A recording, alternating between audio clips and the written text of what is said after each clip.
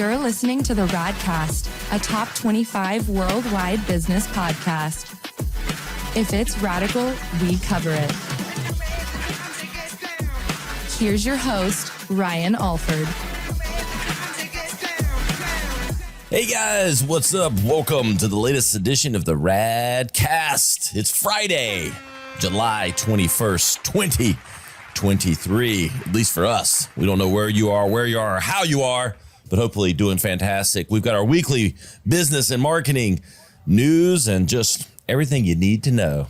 I'm joined by my good friend and my co-founder of Vacay, Chris Hansen, joining me today on the Radcast. What's up, brother? Happy to be here. Feeling the Friday energy. I love it. Hey, Friday vibes. Hashtag Friday vibes. You know, I did one monologue Maybe version last week. The official day of Vacay. Yeah, exactly. Hey, it is Friday. Every day's a vacay at Vacay. But yeah, I did one monologue episode. Then I'm like, Chris, join me now. I gave him like an hour notice, and that's what a good friend is. Like 1 hour, he's like, dude, I'm in the sauna. I'm there. I'll be there. Let me get this sweat out of me, and I'll be there, baby. Exactly. So, yes, it's our weekly marketing news. And Chris, I don't know if you saw this. I'm not a big lottery guy, but me neither. I think the only time I play the lottery is, so there's two things. I like to give like people that are like not really my good friends, but someone that maybe I need to give a card or birthday gift to. I like to put scratch off cards as like a kind of a cool, instead of like gift. $20 in a card, throw some scratch offs in like a birthday card or something. So I like to do that.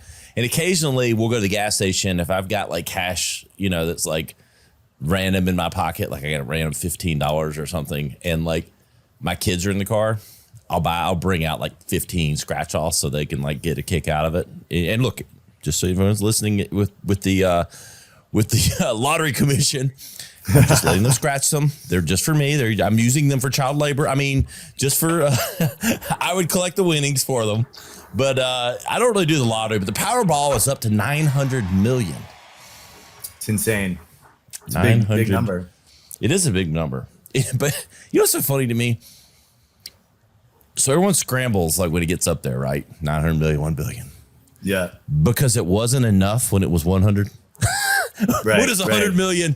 That's right. I'm not playing. They're like, honey, I'm not getting off the couch to go to the gas station for 100 mil. It needs to be closer to a bill for me to get off this. I'm in my trailer, like hanging out. I'm like, 100 mil's not getting me off the couch, but 900 mil gets my attention. Right. I'm like, crazy. Why is it that? It's like, it's still game. Like, even if it was $1 million, it's game changing for most people. Yeah, like, absolutely. But I'm only playing when it gets to 900 million, you know. But there is a 1 in 292 million chance that you'll win, Chris. So you got to get out there. I might need to go buy one today then. 1 in 292 million chance of winning. That's almost the entire, I mean, that's what, like basically the population of the United States, essentially. Yeah, I think so. Like essentially it was like 360 million or something in the US. Yeah. So close enough. Yeah. You got a 1 in the entire population chance of winning. But as my good friend Jim Carrey said in Dumb and Dumber, you're saying there's a chance. That's right, baby. Chances of a guy like you and a girl like me getting together. I'd say 1 in a million. I love that movie. It's a classic. It is. But so here's some details for those of you listening. I know you're wanting to get out there and play the Powerball. If you win, you have two options. You could choose the lump sum, which is 465.1 million check written at one time, or you get 30 years of annual payments that are worth an estimated $900 million before taxes. So you over 30 years, you get the whole 900 million, or you get 465 million at once. Which one are you taking there, Chris? 465 all at once, or 900 over 30 years? I'm taking 900 over 30 years. Ah, okay. You want the whole kit and caboodle. It's better from a tax perspective because if you take the lump sum, you're getting hit over the head with a $125 million tax bill day one. So you really take home about $340. Yeah, I'd rather wait it out. Wait it out. I want the long-term game plan. Give me that 30-year comfort. I don't. You don't like. What are you going to do with that much upfront? Yeah, because what is it? 30 million a year. So 30 times 30 is 900 million. Is that right? Because 30 times, I think that's right. So you get 30 million a year for 30 years. You can live a great life on 30 million a year. The only problem is, and you know, as someone that's gotten their life maybe more in order than me, you can take that, you know, quitting bad habits and everything. You know, as someone that still drinks a little bit, I'm a little worried if I had that much more money and thus free time that like, I hope that my bad habits wouldn't increase. And I just mean like, you know, going to more parties, the things that decrease my lifetime. So thus, am I going to live 30 more years? You know, like that was what would come through my mind is like, okay, but I guess your kids still. That's a fair concern. I mean, you do see that happen all the time, you know? Yeah, when people get that kind of windfall. I mean, and I do okay. You do it. We do okay. And I guess I could do it the hell I want now. But like, it's those extra numbers do kind of change things a little bit for anyone, you know? Yeah. So, I mean, you can do whatever the hell you want with that. You can do whatever you want, whenever you want. And so, I don't know, with kids and family, I think I'd stay on the rails. But like, I don't know. I just feel like Nicole and I would travel more. We'd hang out. I just feel like there'd be certain lifestyle things that, at least in the short term, might be, I don't know, more partying and drinking or something. Like just for us socially. You'd probably be drinking more fine wine on the Amalfi Coast, you know, exactly. on a yacht. Exactly. And so maybe I'd offset it because I'd have, you know, I mean, we all have coaches and certain things, but I'd have probably like LeBron James style, the one coach all the time with you. You pay him like $1 million or something. And he's just keeping you in shape and like working off all your bad habits.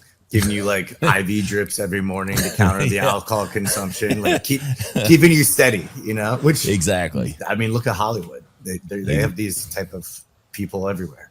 Yeah. I think I'd take the 465, try to offset as much of the taxes as possible and maybe start investing it, thinking that I could double it quicker than the 30 years. Put in some Bitcoin. Yeah. Put it in. I've heard there's like a good trader called like FX or something. Oh yeah. Like, FTX, great trading FTX. platform called FTX. Yeah. Super legit. Can I bail him out of jail and maybe he can help me invest it? God, dude. So last week I talked about threads from Instagram and I told people to thread lightly. I think people need to be testing the waters, but thread lightly, Chris. Thread lightly. I love it. They just come to you so naturally. Man. I love it. It was like the first thing I thought to me. I'm like, okay, how do I need to tell people that they should try threads but not go too heavy? Thread lightly, you know.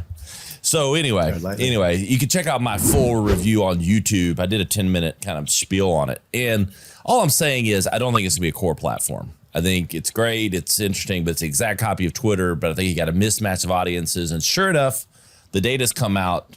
Engagement's dropped to 50% since its peak.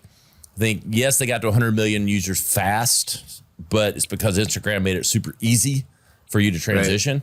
And I think it'll be one of those that people dabble in. But I think if you're a business and you want to gain customers and you want to do business, there's so many other opportunities on other platforms that I just wouldn't throw the bank at threads. And sure enough, the data kind of supports it. So I don't know what your experience has been on it, Chris. I think I've posted 2 things on it. It's definitely a softer environment than Twitter. Yeah. As far as, you know, it's more, but I've noticed people using it, like they're still posting their Instagram picture, but on threads with, you know, essentially their caption. So like, you're just kind of double posting. Yeah. In a way. I'm trying to use it for like, you know, my mind kind of works in headlines and pithy statements. Yeah. So like if I think of something, I try to just like write it there, you know, like as a medium, and I get pretty good engagement, but it's I'm a reposter. I don't do a lot of, I just repost things that resonate with me. Same as Twitter. I just don't think it's going to be a business driving until they get some ad components. I mean, you can't even really look at your total numbers, like your total analytics. Like, yeah, you could see some of the basic engagement of like likes and comments, but you can't look at the entire picture. So till all that gets settled, I can't take it too seriously as a business driving platform. I just treat it as like everything else. It's another place to get a little more awareness, maybe a newer user base. I still I've done nothing on the platform and I'm approaching like 10,000 followers. But I think it's mainly just people turning over from the Instagram platform in general. So we'll see. Continue to tread lightly, my friends, and the data sort of suggests that you should as well. I thought this was pretty cool, Chris. So I've always kind of wanted to make my own song, even though I can play like guitar and stuff, but I am not a good enough musician. But now Coke is doing this interactive thing at concerts and different activities and places where they do activations where you can essentially make your own song, make your own cover album, make all this stuff.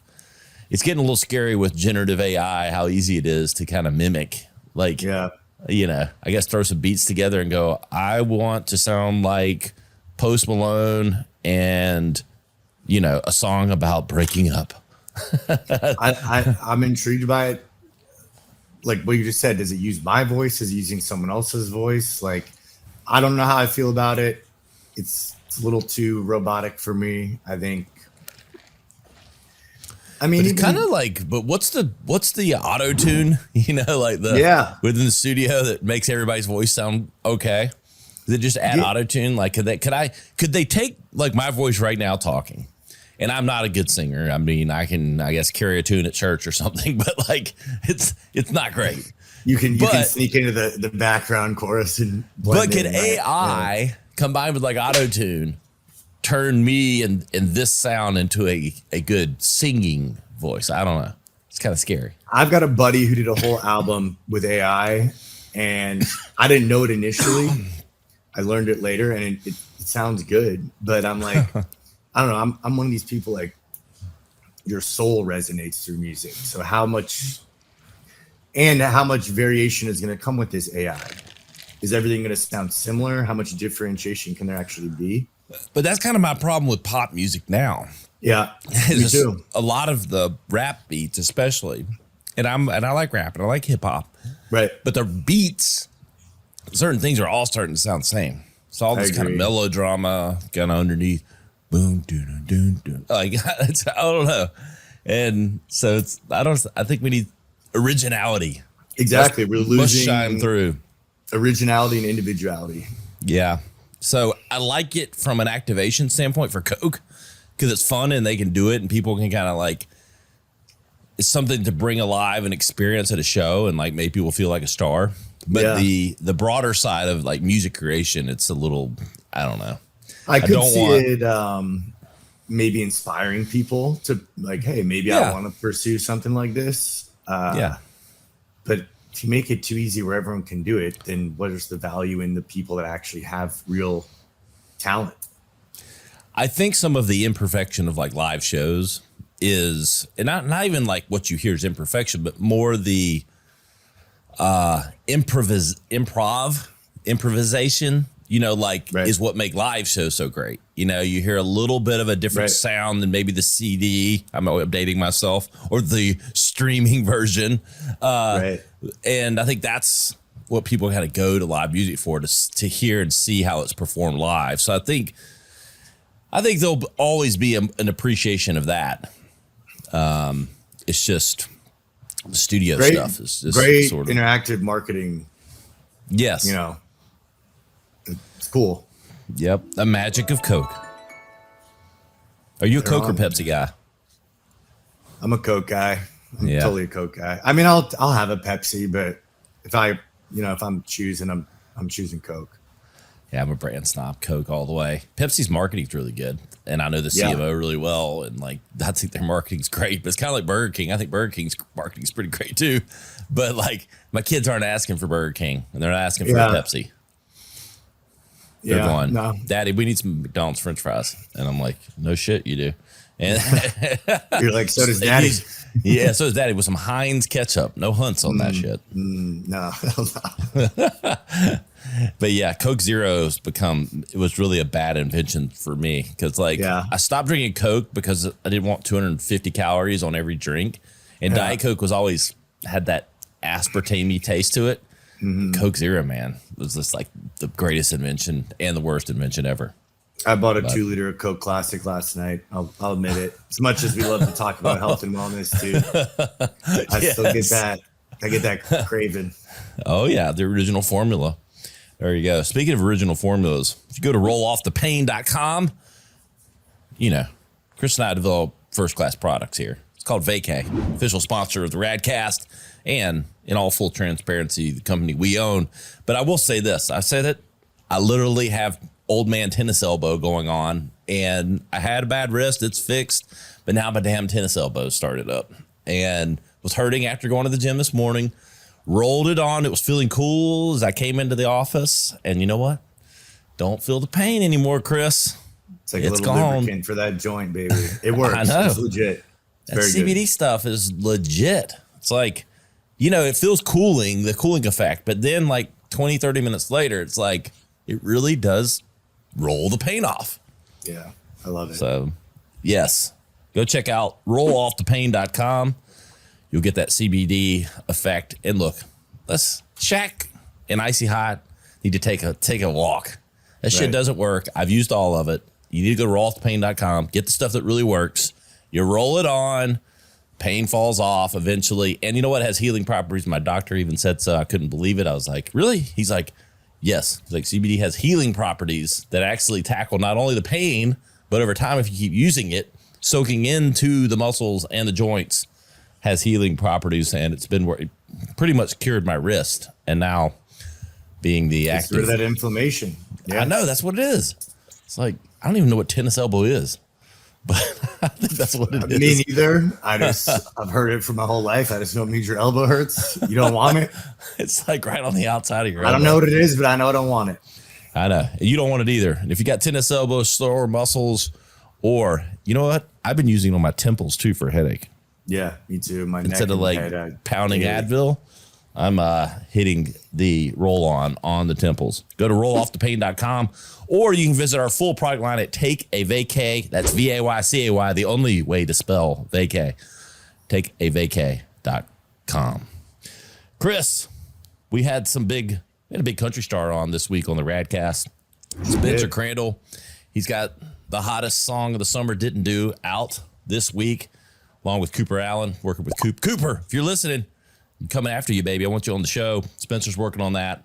But they did a little duo. It's called Didn't Do. It's a little jam. It's fun for the summer. But Spencer was awesome. It's a good vibe. And he's a great guy. Very transparent, very open about his. I even asked him, I was like, how the hell is country? You're on the road all the time. How are you not drinking, partying every night? And he's like, I was. He quit drinking 6 years ago. It's like, I couldn't keep up. Wow. And he's a younger guy. He's probably, 30, maybe 32. He had to quit early. He's like, dude, I wouldn't survive in the business. He's like, there's guys that do it. They somehow pull it off and it doesn't seem to affect them. But like, he was transparent about that and the music business, being an independent artist. So that was a really interesting look behind the country music business with Spencer Crandall. He's got a lot of songs. So you may not know his first name, but as soon as you start, go to Apple Music, you'll play them. And if you've listened to any country music, you'll go, okay, I know that song. Yeah. I've heard it on the radio. Next week, Jeff Dudan, CEO of Homefront Brands and host of the Homefront Podcast. Jeff's a great guy, and you're going to enjoy him. He's got a great podcast himself, and he is crushing it in a lot of different ways. Really progressive CEO, so you'll enjoy that episode next Tuesday. Got some social media news here. So TikTok is coming out with a music streaming service. Makes sense to me. It seems like a natural kind of like next step, right? Absolutely. TikTok is driving so much music right now with the viral trends. I mean, I almost think that's the one song in the top 10, I would say every week, is from going viral on TikTok. Yeah, exactly. And I mean, so much, all these guys, like the guys I just mentioned, Spencer and Cooper Allen, like these guys have like 500,000 followers on TikTok. they get to test out music. The ones that are using it's crazy. Like you can use it different ways for different businesses, different things. Like, so for them to have their own music like streaming service that ties into the app, it's kind of like a no-brainer. So it makes a lot of sense. It's launched in a couple other countries. It hadn't launched in the U.S. first. I think they're starting in, it looks like Australia, Mexico, and Singapore. So all of our Singapore listeners, you can get it now. So there you go. We actually are in the top 100 in Singapore, I think. So worldwide, baby. I've never been, but I heard amazing things. Very clean. Yes. I'm going to go on like an Asian tour or something, you know? Let's do it. Let's do it. When we can get Vacay like outside of the U.S., you know? Take a Vacay. Take an Asian Vacay. We'll do it. So Twitter, according to Elon Musk, is going to support long-form articles with mixed media. It's reviving its long-form content feature called Twitter Notes with support for mixed media such as photos, videos, GIFs, and tweets or GIFs, depending on where you fall in that camp. That's a very controversial subject. The company first launched Twitter Notes in June of last year, and it was recently rebranded as Articles. Elon Musk has confirmed the news in response to a user's tweet regarding the renaming of the project. The feature could help retain writers who want more distribution for articles that would be otherwise posted on their blogs or newsletters. So Musk has raised the character limit to 4,000 and 10,000 for 20 Twitter Blue subscribers to enable users to post longer messages. There you have it. Are you a blog writer? Have you written a blog? I don't think I've ever written a blog. I mean, but I do think there's a lot less people watching the news now and mainstream media and whatnot. So I think this is a great way to give independent journalists a platform to showcase. I mean, we need that. We need real journalism. We don't, you know. Look at Tucker Carlson. What's he doing? You know, like I said, leaving Fox. Like 100 million viewers with him and Andrew Tate, like or whatever, like crazy numbers. You watched that interview? Which one? Tucker Andrew and Tate? Yeah. Yeah, absolutely. Yeah, great interview. I mean, I think Tucker obviously has probably been the biggest name that's shown like you don't need a major network to, you know, do journalism or do your thing. But I just think it would be great to have more independent journalists. And there's a lot that I follow, you know, but it's obviously very limited in what there's more picture reporting and little updates of things. But I mean, I don't know how many people are reading the newspapers anymore or subscribed. Not many. No, it's all online. The paper, the true paper. And one of my first jobs was like literally newspaper ads and how big they were back, you know, early 2000s. And how that industry is just like about almost dried up completely because everything's online. Yeah. And so, but I do think it's smart for Musk to continue to add feature sets because if you've got threads breathing down your neck, supposedly you need, and this was my biggest complaint with threads is there's no, they needed to come out with more or a more unique functionality, something that separated it from Twitter from day one instead of just being the exact same thing. At least the core function, and even less functionality than Twitter today. And so they can't, you know, bog it down from day one, but at least something to differentiate it. So I think Musk, number one, needs to get a little bit out of the way and let his CEO run the company. I think he needs to stay, you know, do what he does best. But I do think having features that separate it and giving journalists a reason to stay on the platform is smart. So we'll see where that goes. Meta/Facebook has released Llama 2, which is essentially text-generated like suggestions. It's similar to ChatGPT. It's Facebook's version that integrates so that it gives you text recommendations for maybe captions or other things. So Llama 2 and Llama 2, I'm like, why Llama? Like, where do these names come from? Like, I don't know. When I hear Llama, I don't get like a good visual, perfect visual. No, it's a very awkward name. Llama. Yeah. Meta Llama. I met a llama. It doesn't roll off the tongue very well. It's kind of awkward. So human evaluators find it roughly as helpful as ChatGPT. Safety layers have been implemented to prevent potentially harmful outcomes. Have you messed around with like ChatGPT and it completely like tell you something that's totally false? I have not, but I've seen people posting stuff or asking questions, and then ChatGPT being like, "We're ethical and we cannot right entertain." Does it ethically want to answer the question? Right. Yeah. Basically, so everybody's got their version of.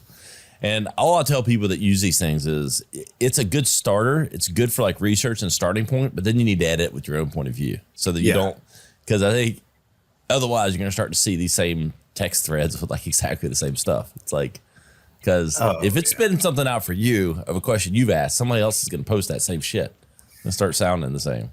Well, and you still want to sound like yourself. You know, I definitely have used it for some stuff, and I'm like, I do not talk like this. Yeah, this is not my... Yeah. Like this sounds like a 19th century Victorian speech. And I'm like, that, like, but like you said, great starting point, gives you kind of a foundation you can kind of play with. So I still need to dive deeper into it. We'll close out today, Chris, with some really important social holidays we want to make people aware of. These are just the most important ones. So today is National Junk Food Day, the 21st. Really? Yes, National Junk Food Day. You're a little behind if you haven't planned for this, if you're like a junk food category brand. But I will be posting my Cheetos later. That might be the most American holiday I've ever heard of. Yes. What's your go-to junk food? Candy. Yeah. Haribo twin snakes and Butterfingers. Oh, very specific. Yeah. If we're talking chips, Cheetos or baked Lays, but dude, I got no sweet tooth. Oh, yeah. Well, National Day of the Cowboy is tomorrow, along with National Hammock Day. So put your spurs up and get in that hammock. I was going to say, those two go together. I just saw my cowboy hats from Texas. Maybe I'll start rocking those down in Miami tomorrow. That might go over real well. Yeah. You don't see a lot of cowboy hats here in Miami. No, not a whole lot. And that's not a painted background there in his background. That is Miami in the background where Chris is at today. Sunday, gorgeous grandma day. Celebrate your grandmother. Yep. And it's Parents' Day. So I'm going to celebrate myself on Sunday. They combined Parents and Grandparents' Day? I don't know. It just says National Parents' Day on my show notes here. So the team has fed me. Send my mom some flowers. And National Tequila Day is Monday, the 24th. Are you a tequila guy? You're more of a whiskey guy. I'm an equal opportunity. You don't discriminate. I don't discriminate. Like, I don't drink anything like daily or even weekly necessarily. I do like a Crown vanilla with a cherry Coke. That's a go-to in the summer, but pretty tasty. Good. What's your tequila go-to? Kind of Casamigos. Yeah. Oh, yeah. Give George Clooney some love. I mean, he's hurting so bad. I want to make sure I support him. Yeah, you know, man. Keep paying his bills. I know. I wouldn't want him to not, carry forward. So National Tequila Day on Monday, and finally, Tuesday the 25th is National Wine and Cheese Day. So there you go. Man, there's a lot of holidays coming up. I do use that. I do go. My kids you want some cheese with that wine? I use that a lot. When they're bitching about like stupid shit, I'm like, want some cheese with that wine?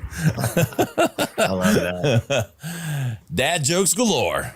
There's the social holidays that you just can't miss. I think it's summertime news. News is light here in the summer, Chris. There's nothing too heavy really going on. That's good. That's what summer's for. Keep it light. When like the trending article of the week is like the Taco Bell menu. There's not like major. There's a lot going news. on. Yeah. The Gordita Crunch is back. Yeah. What are they bringing back? Like the chicken crunchy taco or something. I don't know. It's like that. They brought back the Mexican pizza. And so I'm waiting for the Baja Steak Chalupa to come back. That was my go-to. Oh, that was a go-to. Yeah, that and the Crunchwrap Supreme. Exactly. Back in the high school days. I think that's all for us today. You know where to find us, the radcast.com. Search for Threads. You'll find my opinion on that. Search for Taco Bell. You'll find our parting shots on all the taco news. And don't Go buy yourself a Powerball ticket, 900 million. Now it's time. It was a time at 200 million, but 900 million. Now is the time, folks. Yeah. Now it's worth that trip to the gas station. Yes. And always go support the company we own and our sponsor. Take a Vacay.com, Vaycay. Get your best plant-based wellness products, all third-party tested and approved by Ryan Alford and the Radcast. And of course, Chris Hansen. We have to approve them. We make them. Yes. Definitely. Appreciate it, Chris. Absolutely. Pleasure, man. For Chris Hansen, I'm Ryan Alford. We'll see you next time on the Radcast. To listen or watch full episodes, visit us on the web at theradcast.com or follow us on social media at our Instagram account, the.rad.cast, or at Ryan Alford. Stay radical.